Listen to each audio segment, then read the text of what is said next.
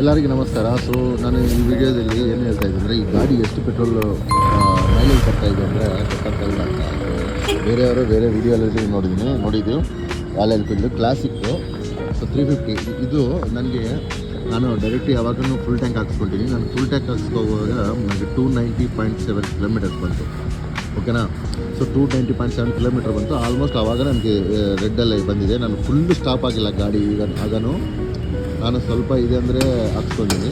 So ನಾನೀಗ petrol bunk ಹತ್ರನೇ ಇದ್ದೀನಿ. ಪೆಟ್ರೋಲ್ ಬಂಕ್ ಹತ್ರ ಹಾಕ್ಕೊಂಡು ಸ್ಟಾಪ್ ಮಾಡಿ ಈಗ ಫುಲ್ ಟ್ಯಾಂಕ್ ಹಾಕ್ಸ್ಕೊಂಡು ಔಟ್ಸೈಡ್ ಬಂದು ವೀಡಿಯೋ ಮಾಡ್ತಾಯಿದ್ದೀನಿ. ಸೊ ಈಗ ನೋಡಿ, ನಾನು ಆಲ್ರೆಡಿನೇ ಜಸ್ಟ್ ನಾವೇ ಜೀರೋಕ್ ಮಾಡಿದ್ದೀನಿ. ಇಲ್ಲಿ ಇದು ಪೆಟ್ರೋಲ್ ಟ್ಯಾಂಕ್ ಫುಲ್ ಆದಮೇಲೆ ನನಗೆ ಫುಲ್ ಟ್ಯಾಂಕಿಗೆ 10 ಲೀಟರ್ಸ್ ಬಂತು. 10 ಲೀಟರ್ಸ್ 0.78 ಸಮಥಿಂಗ್ ML ಆಗಿದೆ. ಸೊ ನನಗೆ 10 ಲೀಟರ್ಸ್ಗೆ 1048.7 ರುಪೀಸ್ ಆಗಿದೆ. ಸೊ ಅದು ನಾನು ಹಾಕಿಸ್ಕೊಂಡು ಫುಲ್ ಟ್ಯಾಂಕ್ ಪ್ರೈಸು.